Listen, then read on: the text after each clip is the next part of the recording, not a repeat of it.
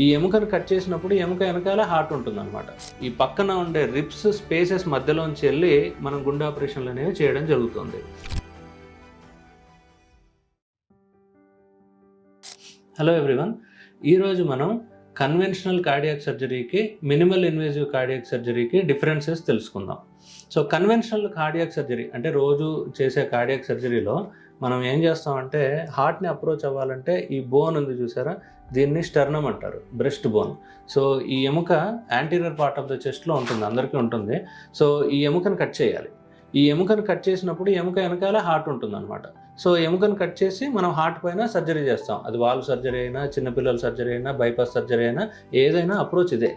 So ఇప్పుడు కొత్తగా వచ్చే టెక్నాలజీతో ఏంటంటే ఈ సర్జరీస్, కార్డియాక్ సర్జరీస్ అనేవి ఈ బోన్ కట్ చేయకుండా ఈ పక్కన ఉండే రిబ్స్ స్పేసెస్ మధ్యలోంచి వెళ్ళి మనం గుండె ఆపరేషన్లు అనేవి చేయడం జరుగుతుంది. సో వాటిని మినిమల్ ఇన్వేజివ్ కార్డియాక్ సర్జరీ అంటారు. వీటి వల్ల అడ్వాంటేజ్ ఏంటంటే ఎప్పుడైతే మనం బోన్ కట్ చేస్తామో అప్పుడు పెయిన్ ఎక్కువ ఉంటుంది. అందుకని మినిమల్ యాక్సెస్ సర్జరీలో మనకు పెయిన్ తక్కువ. అండ్ ఎప్పుడైతే పెయిన్ తక్కువ ఉంటుందో రికవరీ ఫాస్ట్గా ఉంటుంది.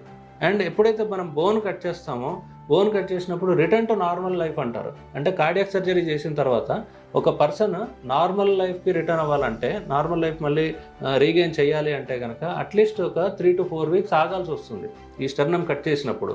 అదే మినిమల్ యాక్సెస్ సర్జరీ ద్వారా మనం సర్జరీ చేసినట్టయితే మేబీ 1 to 2 వీక్స్లో పేషెంట్ మళ్ళీ నార్మల్ లైఫ్ రీగెయిన్ చేసుకుంటారు. సో అది మనకు కన్వెన్షనల్ హార్ట్ సర్జరీకి, మినిమల్ కార్డియాక్ సర్జరీకి ఉన్న తేడాలు.